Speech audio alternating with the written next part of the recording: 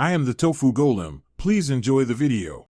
You start by opening Discord and going right into user settings, then voice and video. Make sure you're using the desktop app, not the browser, because system audio capture is restricted there. Close web browsers and media players that might lock the audio device so Discord can access sound.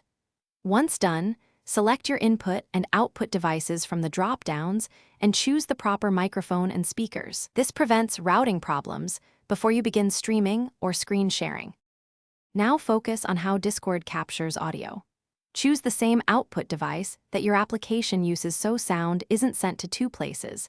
Mismatched devices cause silence for viewers. If Discord offers an experimental audio capture option, enable it for tricky apps like games or browsers.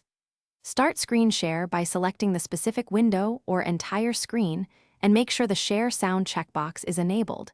Choosing the wrong window is a common mistake, so double-check which source is highlighted before you go live. Finish by testing. Ask a friend to confirm audio or use a second account to join your channel. If they say there's no sound, restart Discord and reselect devices. Sometimes running Discord as administrator fixes permission issues with audio capture. On Windows, open sound settings and verify app volume and device preferences. Ensure Discord and the shared app are routed to the same output. If problems persist, disable exclusive mode in advanced device properties, then retry sharing so audio can be captured properly. Thanks for watching.